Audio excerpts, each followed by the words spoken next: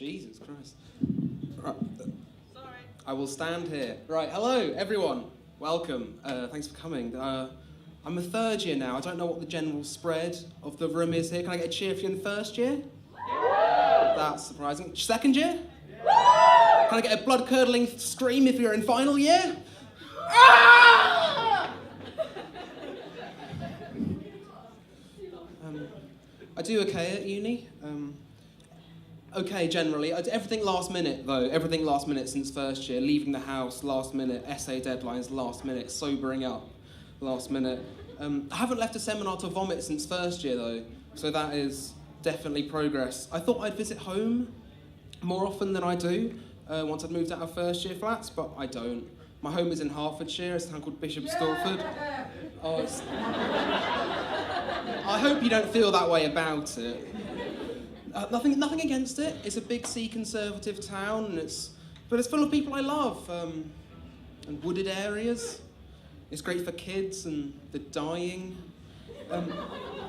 There's this one bit of a street in my town, right? It's all in a line, all these buildings, densely packed. There's an old people's home, a post office, a social club, a doctor's surgery, a pharmacy, a funeral parlour, and a church. You can get abandoned by your kids, send them futile letters, make new friends, get prescribed and pick up your medicine, die and get buried within a 50-metre area. There's even a garage, actually, just a bit further away if you haven't had your licence taken away yet. I don't want to put it down too much, though, because that goes hand in hand with over-romanticising somewhere else, and people do this, it's disconcerting. Students especially tend to feel sort of stifled by their hometown, and I saw a post, it disconcerts me this, because I saw a post on Yik Yak a while ago, Yik Yak, which read, "Is it just me, or does every European city have a better vibe than London?" Every city. That is the kind of sweeping generalisation that gets gap year kids on the news for their really interesting death. Gap year student, 18, misinterprets organised crime meeting as faux quaint dining experience, shot to death from all angles. I will go home soon, I'm sure. Essays have gotten... No, they've never gotten better. But if you're in first year now and you're doing all your stuff the night before, just know you will not improve. You will not improve.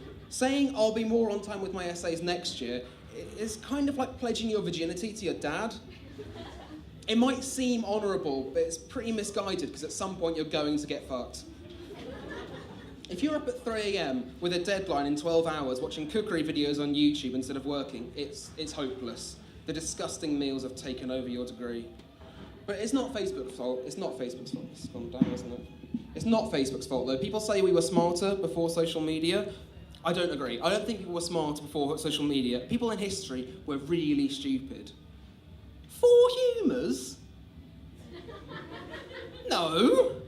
Check. Black bile? No. People in the past, they didn't even used to be able to make fire. Read a book. Idiots. People say social media is a bubble. It's not a bubble. It's a zorb. Yeah, it's a zorb. And we're all having great fun careening down the hill towards a river. We will most certainly drown. If it was a bubble, I would see my own opinions reflected back at me, not anti-Semitic conspiracy theories and baby scans. That's not my worldview. Instagram is good on this because Instagram knows that when someone has joined Facebook that you're friends with, it describes them as your Facebook friend has joined Instagram, rather than, because Instagram knows that a Facebook friend, a real friend is someone that you care about and like, and a Facebook friend is a racist who spat on the playground.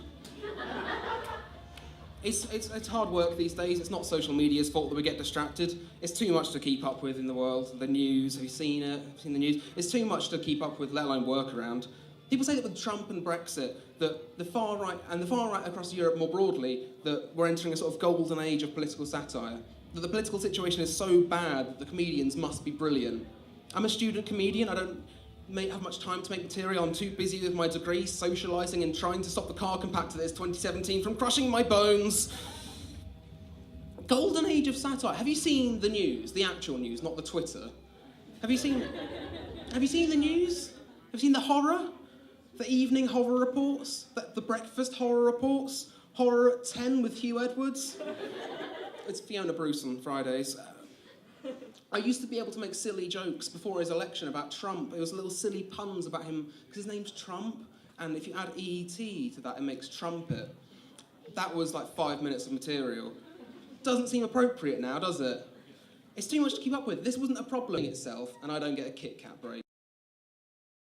I wish I was a child now. All the accidental pregnancies on my Facebook feed have nothing to worry about. There's so much they'll live through that will exist primarily, if not exclusively, as an emergency interruption to the tweenies. We now interrupt this programme for... Dad, where did Milo and Doodle go? One moment, darling. The grown-ups need to hear about this stuff. The next air raids are not expected for some time. Total Dead stands at... Dad! Sorry, son, it's back on now. Today's newborns will first hear about Steve Bannon either in his secondary school history class or in his obituary, awful man finally dies in prison of own construction. He was promoted to the National Security Council by mistake. Trump just didn't read the executive order, he just signed it. His death will be a pleasing coda on my adulthood initiated by despair. Because even if you're a bit older, even if you're a bit older, you're just happy with your Lego dimensions. Your biggest problem is maybe accidentally swallowing the plastic head of Batman. Meanwhile, I have to miss George W. Bush and Tony Blair, at best Ed Miliband, trying to find the role of this worst generation, millennials. I'm sure there's a few. Are there a few millennials in? A few millennials? Yeah, we do count. It's awful. I'm sure there's a few of us in. We're the worst generation, if you weren't aware. We're the worst generation. We are only interested in ourselves, our phones, and safe spaces. That's the list. All-time worst, and safe spaces are sort of little shed that we like to build at festivals where we all just go and it's pillows. It doesn't mean anything, obviously. Millennials, we're the all-time worst generation. Top 10 lists of worst generations. Number 1, millennials, us. We're the top of a BuzzFeed list we didn't even get to write.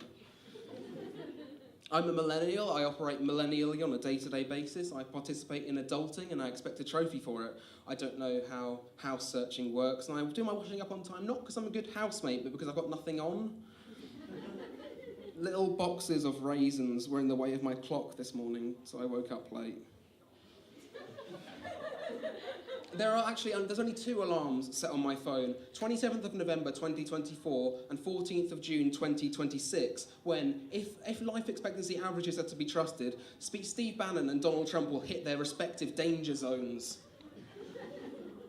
Actually, there was also one for Dragon's Den Sundays, 8 o'clock, but the series ended, so my life is meaningless now. So far as a child is concerned, Dragon's Den only exists when they're on it, sort of carted in by business adults to sell children's learning schemes to paint piano in French. When I was a child, I was never forced into anything like that, except when my friend made us watch Muzzy before we could eat crisps, but that was fine. But I can't watch TV all day, though. Can you imagine?